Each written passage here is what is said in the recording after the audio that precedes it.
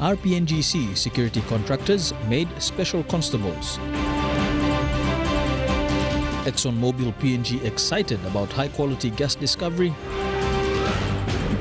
And local pharmaceutical company warns public about counterfeit products.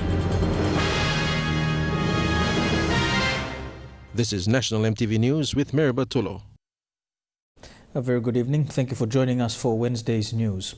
Members of the U.S. security contractor Lawrence Aviation and Security Group have been made special constables in the Royal Papua New Guinea Constabulary. Police Commissioner Gary Bucky made this known in a conference today, also adding they will report directly to him. Bucky has also denied reports of their deportation. They don't have to be aware. This is police arrangements. Police Commissioner Gary Bucky responded to the public backlash, defiantly stating that members of the U.S. security contractor have been made special constables in the Royal Papua New Guinea Constabulary. According to the Police Commissioner, they will be conducting firearms training and carrying out an assessment of the requirements of the police. It is understood that there were discussions between Commissioner Bucky and company president Peter Aliman in late 2016. I do not want this to be linked up to the issues of national elections or anyone assuming or proposing that they are here or they've been hired here for the purpose of being used for the elections or to protect any particular person for that matter. They're specifically here on the request for me as the Commissioner of Police, and it remains.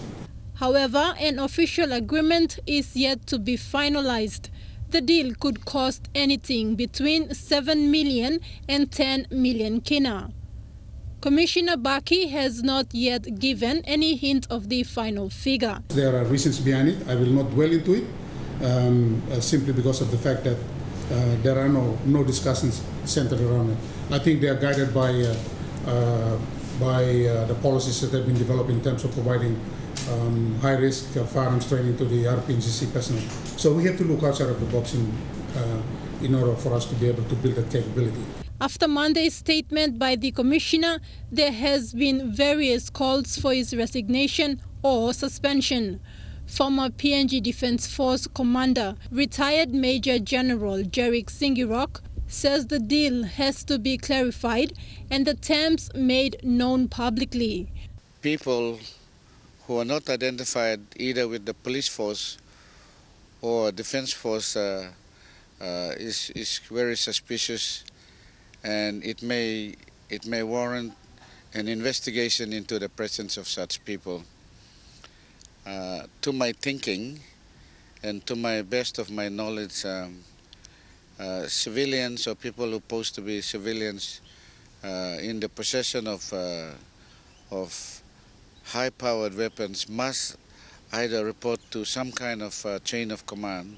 Former Prime Minister Sir Mekere Morauta has also called for Prime Minister to intervene. But Bucky appears to have strong support from the Chief Secretary Isaac Lupari, who is also the chairman of the National Security Advisory Council. Bucky has defended his actions, saying the kind of training the US will provide is not offered by the New Zealand or Australian government. It's public money, but it will be discussed. Thekla Gunga, National EMTV News. A sergeant in Port Moresby has been arrested for using members of the public to conduct police duties in police uniform. The sergeant attached to the Gordons Police Station and 3 others were taken in for questioning by Internal Investigation Unit this afternoon. All 4 have been charged under the Police Act.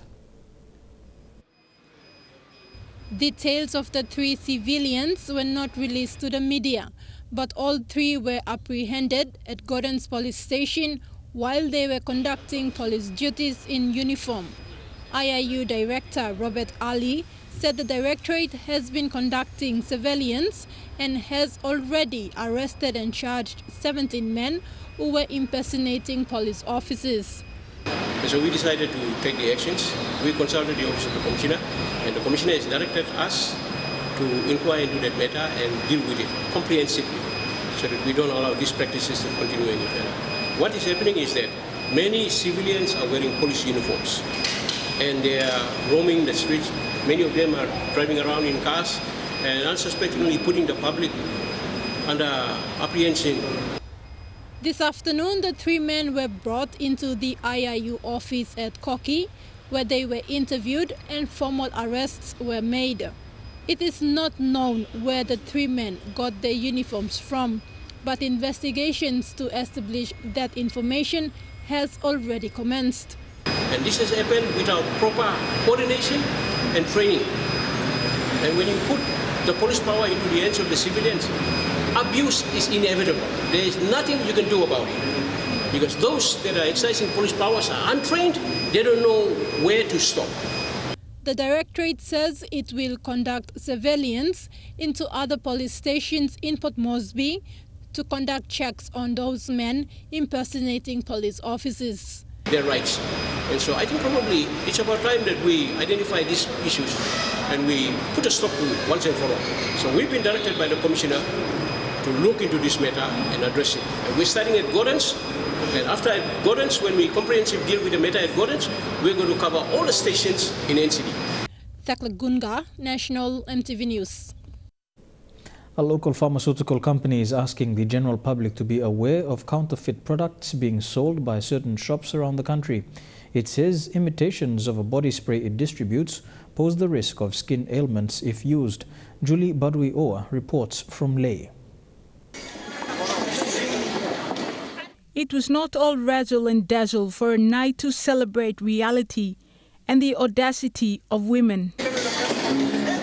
It came with a message. The counterfeit problem in this country is unfortunately getting worse and worse, and I guess due to its popularity and the success of the product, A Touch of Magic has been counterfeited, unfortunately, and we are certainly doing things to try and reduce the amount of counterfeits that are coming into the country. This line of body spray has been on store shelves for 10 years now, but with the current slump in the economy, production for most of the companies have been cut.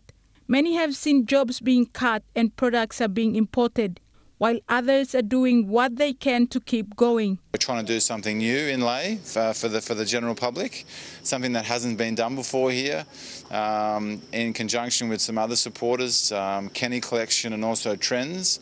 Counterfeit products are being imported into the country consistently, and not much attention is given to it. This famous Touch of Magic body spray is a product that is widely distributed by New Guinea Wholesale Drug. There are now counterfeits of the product sold at cheap prices in shops. The original says A Touch of Magic, and the fake one, which is the counterfeit, says A Touch of Mogic. So they have to look at these two brand name. Here is M-O-G-I-E, and then here is M-A-G-I-C.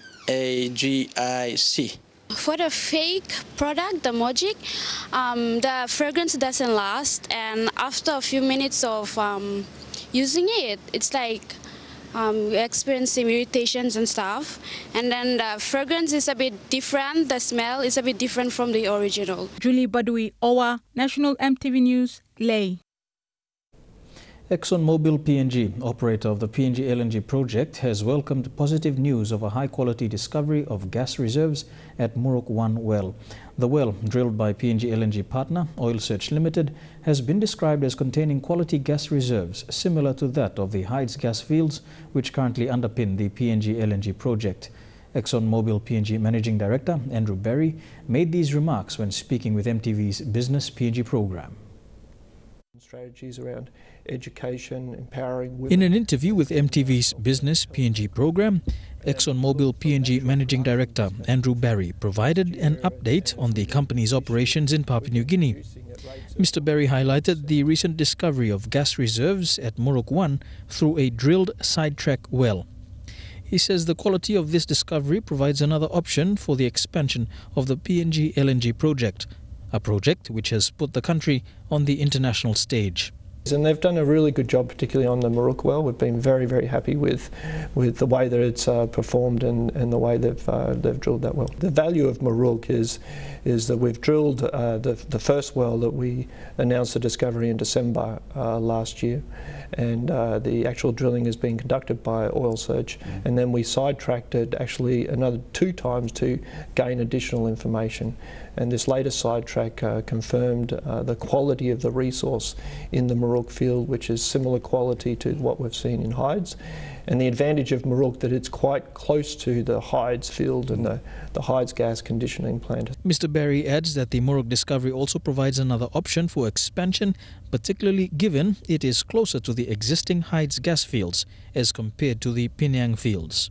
It's around 21 kilometres away, and if you compare that to Pinyang, which is the development for Pinyang would require a roughly 220 kilometre pipeline to interconnect into the existing infrastructure that we have for PNG LNG.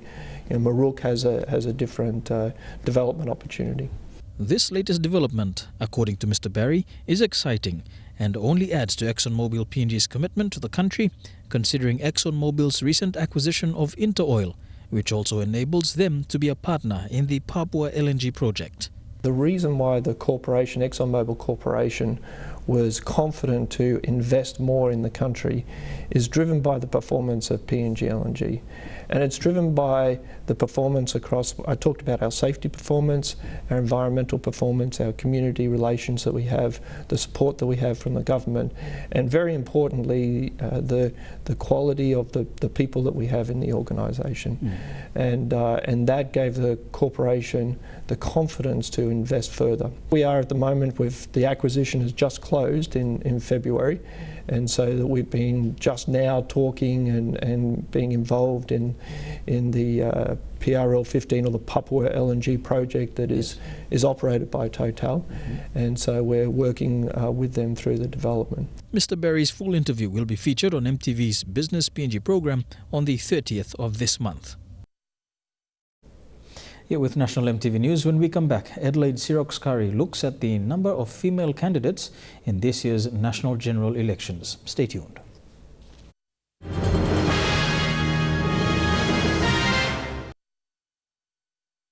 Welcome back to National MTV News. A total of 166 women candidates will be contesting in the upcoming national general elections. While some provinces had a high number of women candidates, others had none. In the last election in 2012, 135 female candidates contested, with 3 elected to Parliament.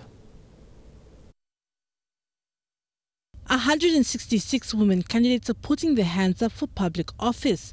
That's 31 higher than the 2012 election that saw 135 women contesting and 3 being elected. Going further back, after independence, there were 2 women in Parliament, Josephine Abijah, who later became Dame Josephine, and Nahau Rooney. A decade later, in the 90s, Dame Josephine was elected again as regional member for Milne Bay, and Dame Carol Kidu as Moresby South MP. Years to duty as director. Of the 166 contesting these elections, 2 are daughters of former prime ministers. Dalciana Somare vying for her father's seat that he held for 41 years, and Anna Skate, daughter of late Bill Skate, for the Moresby South seat. There are also 2 wives of current sitting members contesting, Jean Pakop, wife of Powers Pakop, contesting the Oro Regional seat, and Jim Kass' wife, Teresa Kass, for Manus Regional. Now let's take a look at the number of candidates in each region. The Highlands region registered a total of 1,319, of that 48 are women, with Eastern Highlands having the highest number of 16. Southern Highlands had the lowest, with only 2 candidates contesting the regional seat. For the New Guinea Island region, a total of 331 candidates for the region. Of that, 17 are women. Manus has the highest with 6, while the lowest was West New Britain with no women candidates at all. While the Southern region has a total of 811 candidates, 59 are women. NCD and Central Province have the highest number of women candidates with 13, while the lowest was Milne Bay Province with 4. And finally, for Momose region, has 870 candidates. Of that, 42 are female. Medellin has the highest number of women candidates with 14, while West Sepik has the lowest with 5. While most of the women candidates are independent, only a few are affiliated with political parties. Adelaide Xerox Curry, National MTV News. Media Council PNG President Alexander Rini said an incident last week resulting in the harassment and assaulting of an EMTV camera crew was unacceptable and unwarranted.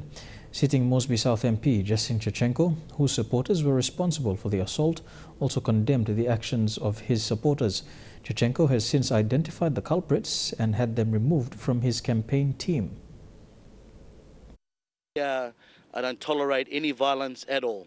When I go out and campaign, I campaign for what I have done over the last 5 years on my record, and I campaign for what I will do for the next 5 years for the benefit of the people of Mosby South. Those people that caused that incident did it off their own back, off their own initiative, and they have been reprimanded because of it. The EMTV crew that was assaulted has laid a complaint with police. Police say the perpetrator is known and that efforts will be made to address the incident with all parties. Votes in ERAP in rural Morobe are asking candidates to manage their resources instead of making empty promises. Part of ERAP lies between the Huon Gulf and Nawab districts of Morobe, where many voter names appear in both electorates. Both districts have over 90,000 voters. ERAP is part of the Markham Plains, a valley of fertile soil and big yields. The area plays host to schools, plantations and cattle droves. The residents vote in the Huon Gulf electorate, while a segment of the area go to the polls for the Nawai Open. Both of the districts are vast. Most big placenta me play look at some school, now me sana plong like blong I made. Project fee. Kikalam helps to build classrooms at the ERAP primary school. He has been the carpenter at the school for over 30 years. He says they vote in the Nawai district, but there is little change from 5 years ago. Kisi light, Johnny light, I mean, child, pleasure me blast up long and I'll talk Johnny Kimata supply. That's all no make him. Mary is a settler from Musimbu province. She had moved with her husband, who had worked at the ERAP agriculture station 30 years ago. For Mary and other voters like her, what is certain is that they yearn for a government that delivers. Harry Gimbari, National EMTV News, Leh. After a week of announcing a blood shortage at the Mount Hagen General Hospital, the Kagul Koroka Foundation stepped in to host a blood drive. The blood drive was held today in the heart of Mount Hagen City, allowing the public to donate blood to Mount Hagen General Hospital. It was co-hosted by the foundation and the hospital and also included the Red Cross.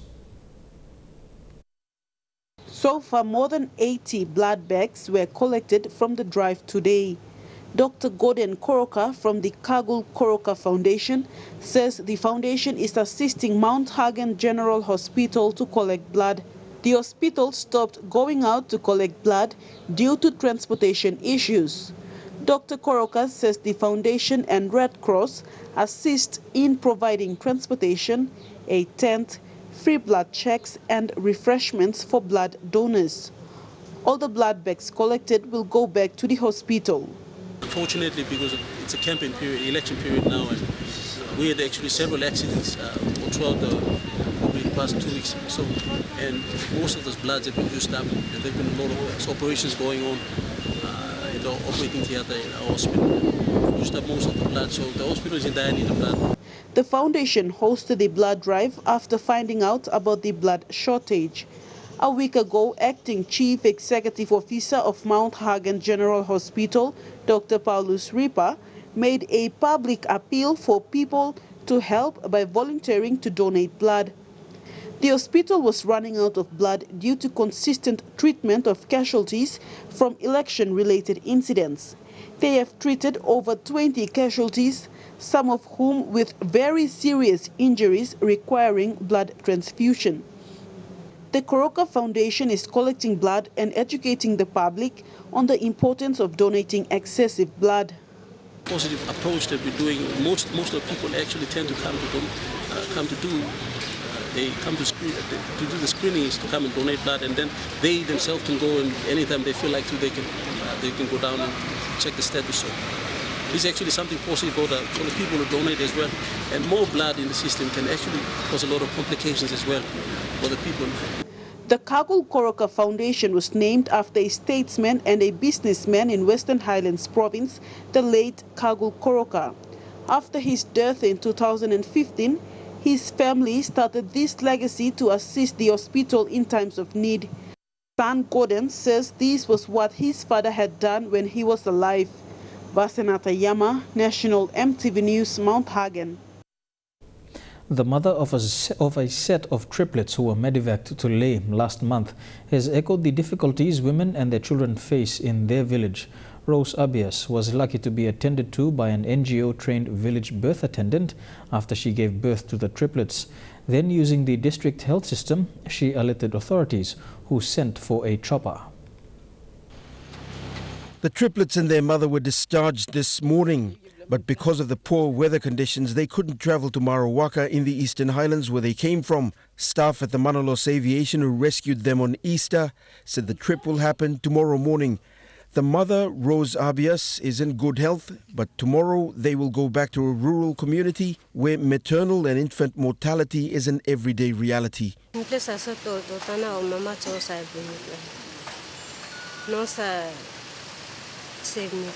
One of the heroes is this woman, the village birth attendant who helped Rose after the births and called for the helicopter rescue. She was trained by Care Australia. That knowledge helped save 4 lives.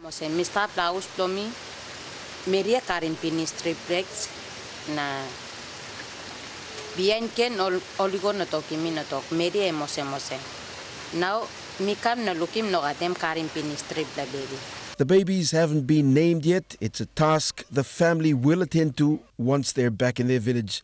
Scott Waide, National EMTV News, Leh. Gaulim Teachers College in East New Britain Province has welcomed a new set of school infrastructure funded by the European Union. The European Union has remained one of many international aid contributors to PNG that is filling in voids in the basic infrastructural sector where the national government has failed to support. Last Friday, the teaching institution celebrated the opening of a new classroom, dormitories and teachers' offices in the presence of EU dignitaries. Edwin Fidelis reports from Kokopo. Gaulim Teachers College in East New Britain Province is one of the primary teachers training institutions in the country. Over the years, its name has resonated with PNG's education system. It is located in the south Binding hinterlands of the Gazelle district. Since its establishment, the teaching institution has graduated more than 1,000 teachers to serve primary and elementary schools all over the country.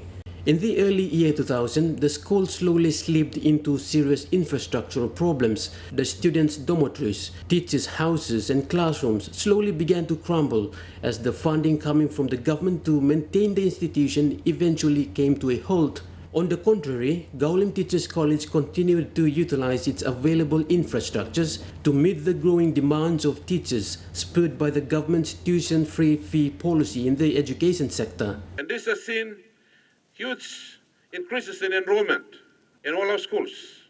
When we have a huge enrollment in a school system, this also have to see a huge increase in the teacher numbers so that we maintain the quality of our system. Until 2014, help finally arrived in this institution after numerous pleas for funding support. The European Union stepped in and provided funding to rebuild the deteriorated infrastructures through its Human Resource Development Program.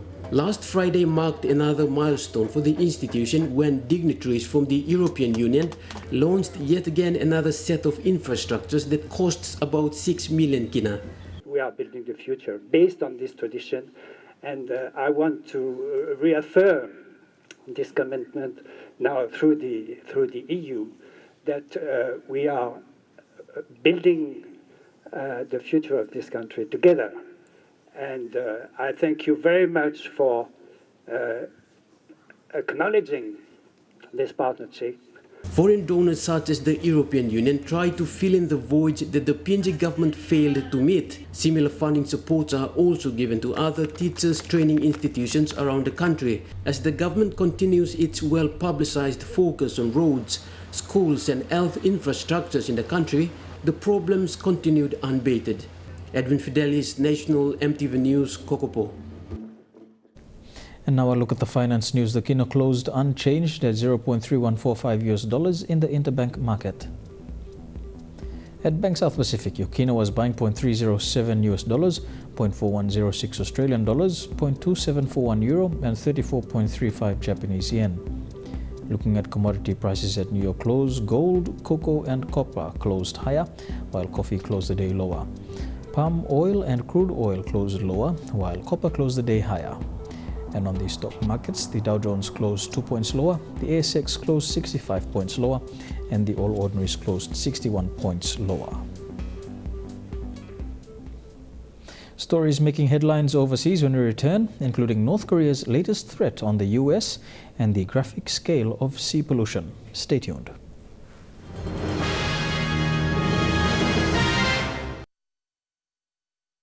Welcome back to the news. Turning overseas now, North Korea has issued a new threat against the US, claiming it is now within firing range. The rogue nation test-fired a missile capable of carrying large and heavy nuclear warheads. The weekend missile test was North Korea's most successful so far. It flew nearly 800 kilometres before coming to land just 100 kilometres from the Russian coast. North Korea has today released official photographs it says were taken from the missile launch, featuring a clearly delighted President Kim Jong-un, who it said then hugged the workers afterwards. The White House, though, has been scathing. It's released a statement saying that North Korea has been a flagrant menace for far too long. It's now threatening sanctions, but North Korea hit back with a more ominous warning, saying in its statement that if the US attempts to provoke it, it will not escape from the biggest disaster in history. North Korea says it does now have the capacity to launch a nuclear warhead and that it does have the capability of reaching the US mainland. Now, whether or not that is true, it is clear now the stakes are becoming higher, and the United Nations Security Council will meet here in the US this week specifically to discuss North Korea's actions.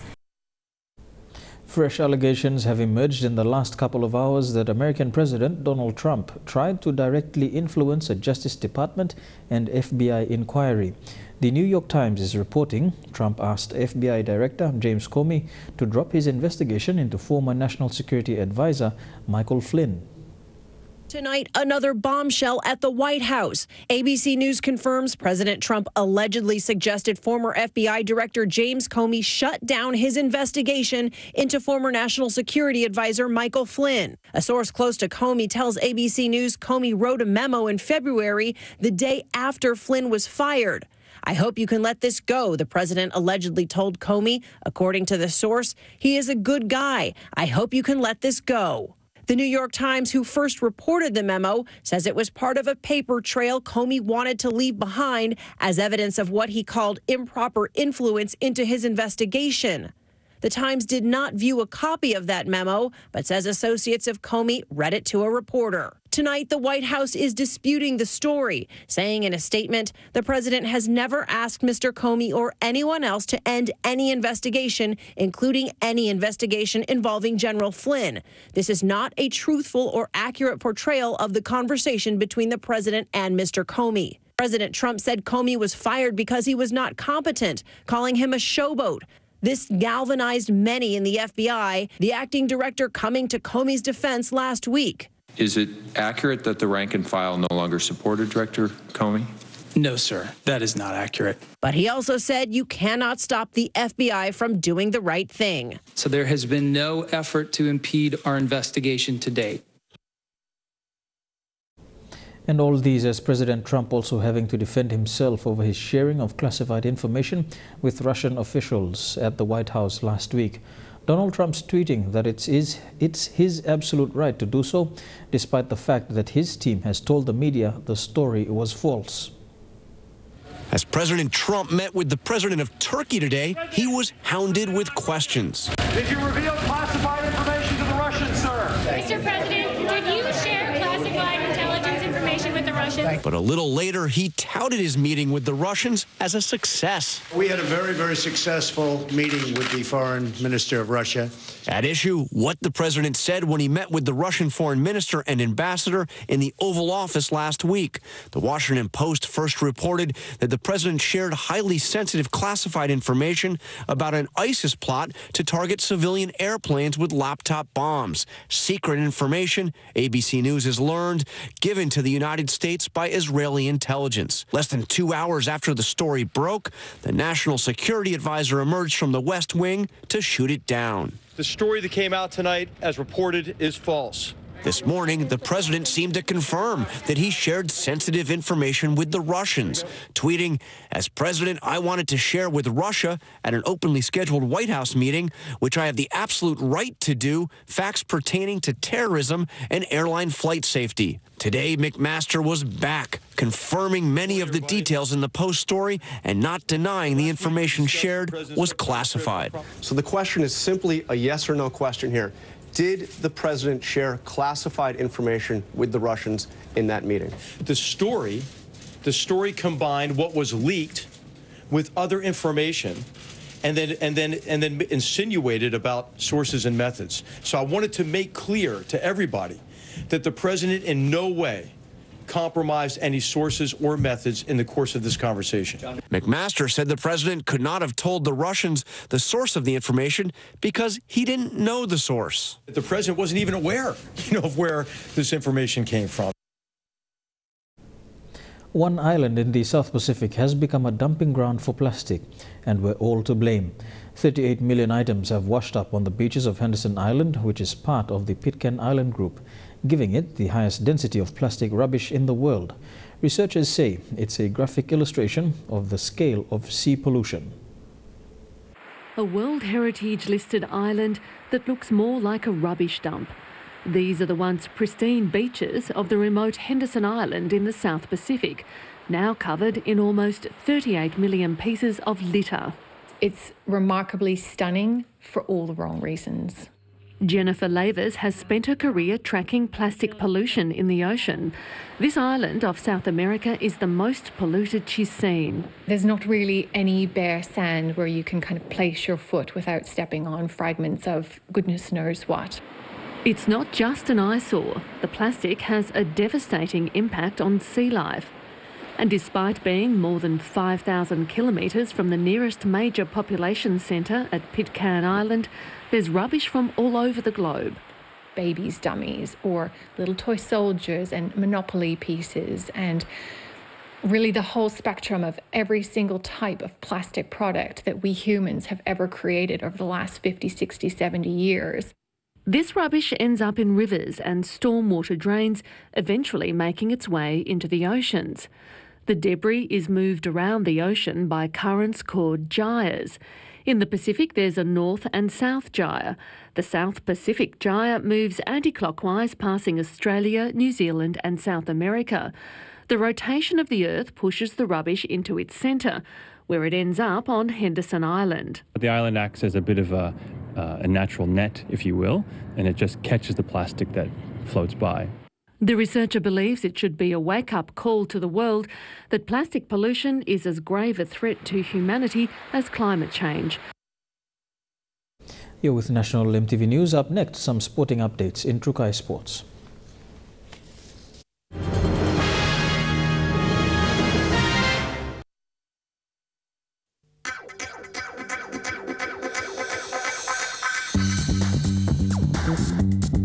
Trukai Sports.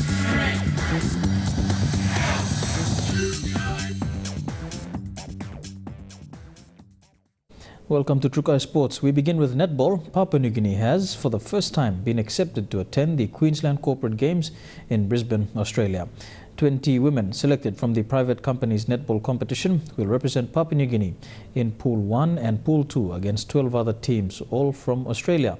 The competition will be held from the 17th to the 24th of this month at the University of Queensland. The ladies who left today are led by President Kori Toa Navuru and Vice President Anne Lopena. The private company's netball competition is the biggest off-season netball competition in Papua New Guinea. To Rugby League, SPPNG Hunters coach Michael Marum has named his team to face the Ipswich Jets this weekend. The team was on a bye last weekend and returned with a few changes to the starting lineup. The Ipswich Jets is a tough team in the Interest Super Cup competition. They're coming off an impressive win over the CQ Cappers last week and will be hoping to maintain their winning streak. As for the Hunters, centre Willie Minoga will serve his second match suspension after he was cited for a dangerous throw in round 9. He was suspended by the Queensland Rugby League while in the Cumul's Pacific Test Camp in Sydney. He's being replaced by Adex Wera, who starts off in the centres. Wellington Albert will start this weekend as prop, replacing Henry Wan. Henry Wan has been omitted for not returning to camp and attending training. The prop forward has been overlooked for selection this week because of a police matter being dealt with in Australia. The PNG RFL has said there will be no further comment on the matter until it has been dealt with. Elijah Levet, National EMTV Sports. The Basketball Federation of Papua New Guinea has signed a new venue agreement with the PNG Sports Foundation. This now makes the Taurama Aquatic Indoor Sports Centre the home of basketball. CEO Joel Kalu said the Federation is happy to have the Aquatic Indoor Centre as their host venue for competitions in the next 12 months.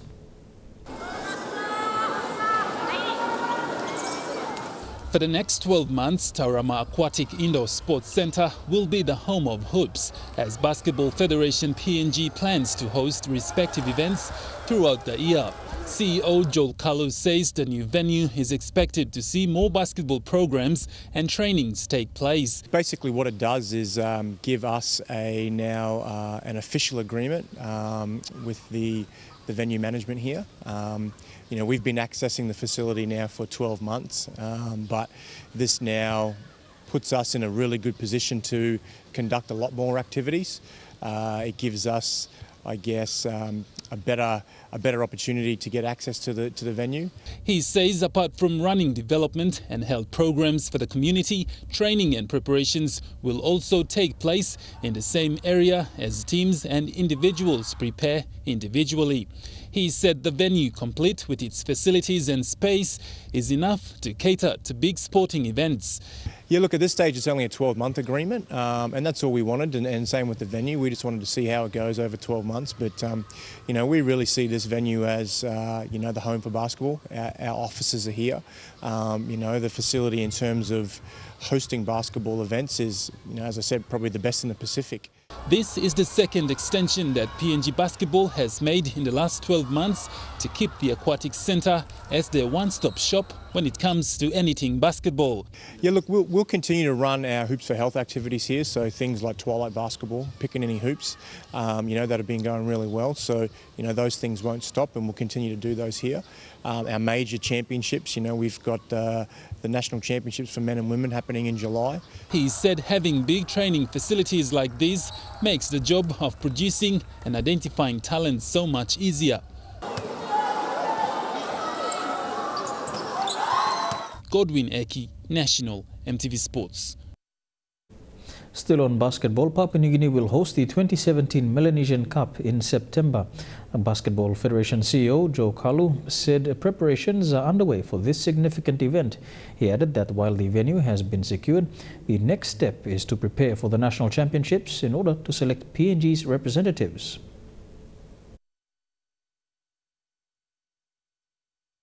The Melanesian Cup title will be hosted by PNG, and CEO Joel Kalu says preparations are going well. He said, as exciting as it sounds, Basketball PNG has already started organising, from venue preparations to informing players around the country about the national selection processes to organising support staff in arrangements for the 2017 Melanesian Cup title. He said PNG has bigger sporting facilities in the Pacific, and having to host the Melanesian Cup shouldn't be a problem to the country. So we've got 4 countries confirmed with both men's and women's teams. Papua New Guinea, obviously, Fiji, Solomon Islands and New Caledonia. So, you know, 4 real high quality sides on both men's and women's. So that competition is going to be really intense. Kalu says while other things are being taken care of, selections are yet to be made for team managers, coaches and support staff who will be responsible for the team come September. Our Federation's Justification Committee has had initial meetings. We opened up advertising for those roles about 6 weeks ago. Had a pretty good cross-section of applicants, which was exciting for us. So right now it's about shortlisting those and then basically identifying and finalising who's going to be the best fit for, the head coach, assistant coach roles and also team managers. So obviously very important for us with the Melanesian Cup to get the right people. And, those kind of things, take processes. They take time to make sure you get it right. So hopefully we'll have some announcements regarding those positions in the next couple of weeks. While the tournament is expected to put on a good show, PNG will face some of the toughest sides in the region: Fiji, Solomon Islands and New Caledonia. This Friday, the Basketball Federation PNG will launch the logo of the Melanesian Cup title tournament, as well as announcing EMTV as the host broadcaster. Godwin Eki, National EMTV Sports. Fiji has made its intentions known to host the 2019 Pacific Games after Tonga announced it had withdrawn to take over the reins if given the go-ahead by the Pacific Games Council. President of Fiji Sports and National Olympic Committee Joseph Rodan said Fiji is already equipped with some of the best sports facilities in the region, and counting on the experiences of hosting such events as the Melanesian and Oceania Games, Rodan is confident they can pull off a successful 2019 Pacific Games. However, Fiji's sporting body is yet to meet with their government before they can put in an official bid to host the Games in 2019. Don't go anywhere. Trukai Sports continues after these messages. Trukai Sports. Welcome back to Trukai Sports. After successfully hosting the 2015 Pacific Games, the FIFA Under-20 Women's World Cup and other national events, the Sports Foundation is encouraging the public to make constant use of these sporting facilities. Mr. Chamalili says while PNG has become a sporting hub in the Pacific, there are always possibilities to share our facilities with our Pacific neighbours.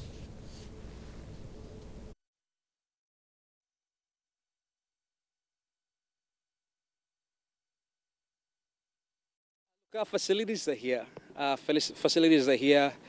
Everything in terms of hosting something comes at a cost. So before we make decisions, we need to understand what it will take to embrace a potential event into the country. We've learned so much within a very short time, and that if the event is beneficial and it doesn't cost too much to host, then obviously it'd be a viable way to go forward with that particular event. But anything comes at a cost, but we're not putting our hands down to say we can't host it. We've got fantastic facilities, but again, to host any big event, it comes at a cost to operate and run the event itself. Known as the Hunter in the Ring, mixed martial arts fighter Adrian Pang will have 4 of his fighters take on some of Australia's best this Saturday.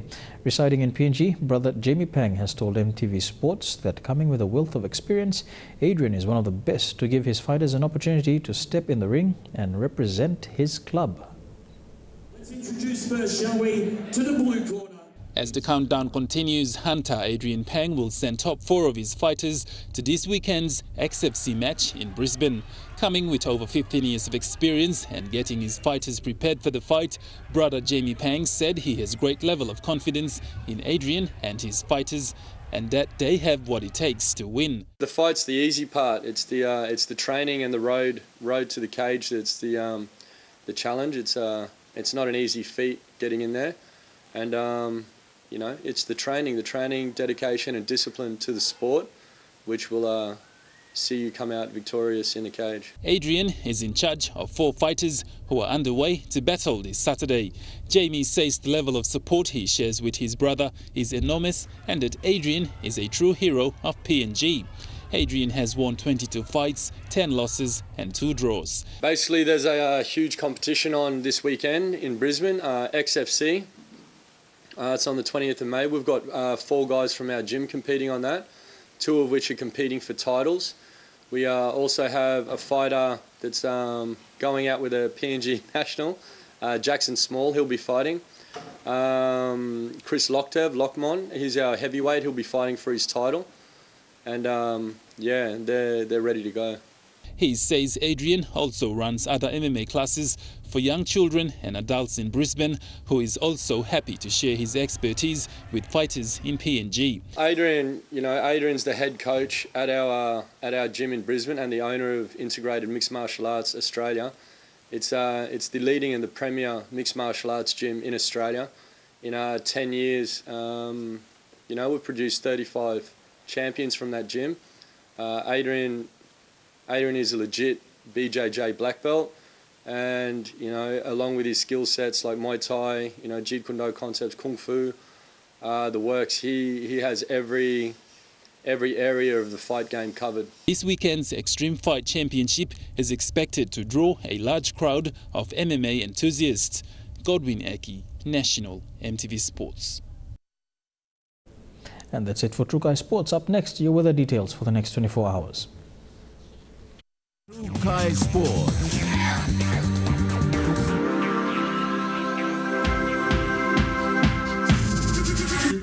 Trukai Sports.